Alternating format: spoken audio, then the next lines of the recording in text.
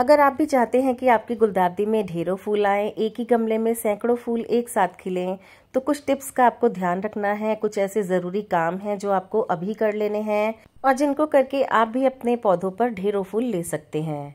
Hello everyone, आप सभी का स्वागत है आपके अपने gardening channel G3 India garden में। फ्रेंड्स, इससे पहले मैंने आपके साथ 2 वीडियो शेयर किए हैं गुलदाउदी के ऊपर, जिसमें से एक है किस तरीके से गुलदाउदी की कटिंग लगाएं और उसके बाद किस तरीके से इनको गमलों में शिफ्ट करना है। इस पर भी मैंने एक डिटेल वीडियो बनाया है, उनके लिंक भी मैं डिस्क्रिप्शन में डाल दूंगी। अगर आपने भी गुलदाउदी की कटिंग्स लगा ली हैं तो अब आगे आपको क्या क्या काम करने हैं वही मैं इस वीडियो में शेयर करने वाली हूँ। तो वीडियो को शुरू करने से पहले आप सभी से मेरी एक गुजारिश है कि अगर आप मेरा वीडियो पहली बार देख रहे हैं तो प्लीज़ मेरे चैनल को सब्सक्राइब कर लीजिए और वीडियो अगर अच्छा लगे तो वीडियो को लाइक भी ज़रूर करते जाइएगा। गुलदाउदी के इन पौधों को गमलों में शिफ्ट करे हुए 20 से 25 दिन हो चुके हैं और पौधों ने अच्छे से अपनी जड़ पकड़ ली है, यानी कि पौधे गमले में अच्छे से सेट हो चुके हैं। मैंने 10 इंच के गमले में लगभग 5 पौधे लगाए थे और 7-8 इंच के गमले में 3 पौधे लगाए थे। तो इससे आपका जो प्लांट है वो काफ़ी बुशी बनकर तैयार होता है, गमला काफ़ी भरा भरा लगता है और जितना ज़्यादा ब्रांचेस होंगी गमले में उतने ही ज़्यादा फूल निकलेंगे।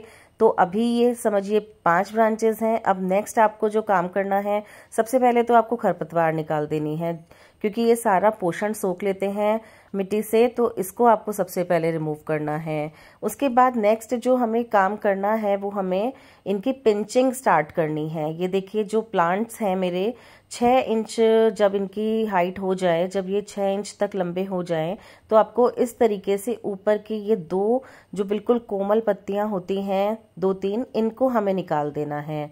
तो ये होती है पिंचिंग। इसको करने से अब जहाँ से भी हमने पिंचिंग की है वहीं से उसके थोड़ा सा नीचे से, जस्ट नीचे से इसमें 3 से 4 शूट्स निकलेंगे फ्रेंड्स। और ये काम आपको कब करना है, जब आपका जो पौधा है वो करीब करीब 6 इंच तक बड़ा हो जाए। ये देखिए बीच में जो एक पौधा है ये छोटा है, तो इसकी मैं अभी पिंचिंग नहीं करूँगी।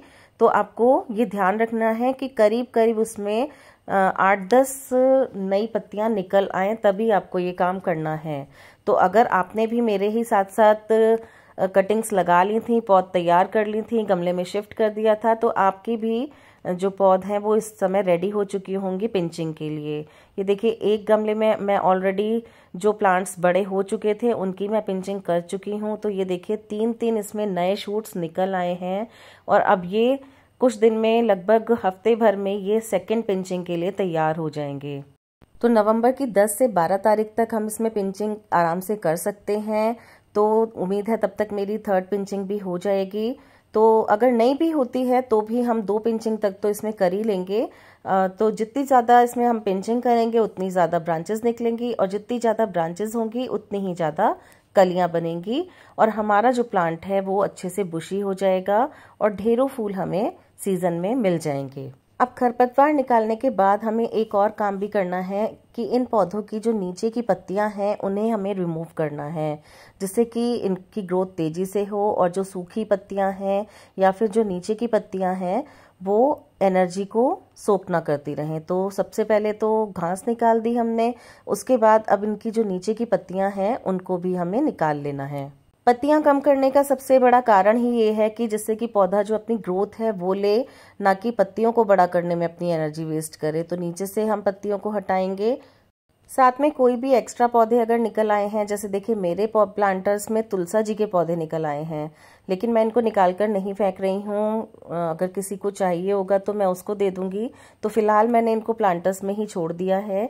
लेकिन फूलों वाले या और भी कोई पौधे अगर आपके निकल आए हैं इसमें तो उनको आप निकाल दीजिए। अब हमें सिर्फ पिंचिंग करके ही नहीं छोड़ना है, हमें प्लांट को फूड भी देना है। तो अब इसके बाद हमें अगला काम करना है कि हमें पौधे की अच्छे से गुड़ाई करनी है और गुड़ाई करने के बाद इसमें हमें खाद डालनी है।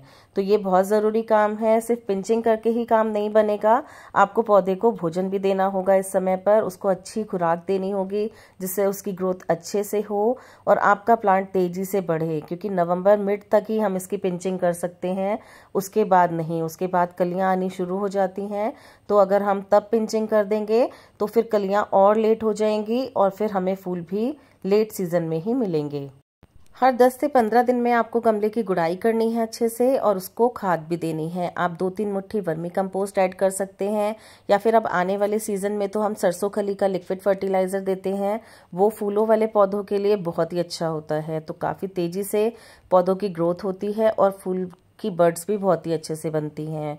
अब नेक्स्ट हमें काम एक और करना है। हमने गुड़ाई कर दी, हमने खाद डाल दी, पिंचिंग भी कर दी। अब एक और बहुत ज़रूरी काम है। इस समय पर धीरे धीरे कीड़ों का जो अटैक है वो पौधों पर होने लगता है, तो हमें 15 से 20 दिन में या फिर जैसे ही आपको अपने पौधों पर कीड़े दिखाई दें या पत्तों में किसी भी तरह का कोई फंगल इन्फेक्शन दिखाई दे तो आप उसके ऊपर नीम ऑयल और विम लिक्विड का स्प्रे कर सकते हैं। तो 1 लीटर पानी में आपको 5 ml नीम ऑयल लेना है और 3 से 4 बूंद विम लिक्विड की डालकर उसको अच्छे से मिक्स करके और उसको शाम के समय अपने पौधों पर स्प्रे करिए।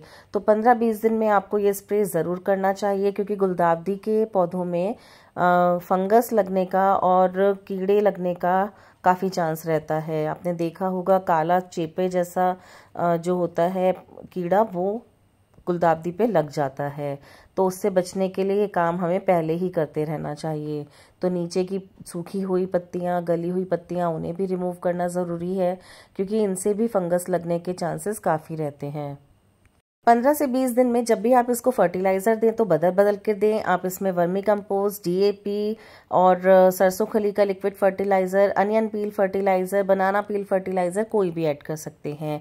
गुलदाउदी के फूलों को खिलने के लिए फुल सनलाइट की ज़रूरत है, तो इसको ऐसी ही जगह पर प्लेस कीजिएगा जहाँ पर आप के घर में पूरी धूप आती हो। आप चाहे छत पर रखें, आप चाहे नीचे रखें, लेकिन इसको फुल सनलाइट में ही रखिएगा। कम से कम 5 से 6 घंटे की धूप इसको मिलनी ही चाहिए। तो फ्रेंड्स, ये थी गुलदाउदी के बारे में पूरी जानकारी। आई होप आपको ये वीडियो अच्छा लगा होगा और जानकारी आपके काम की होगी।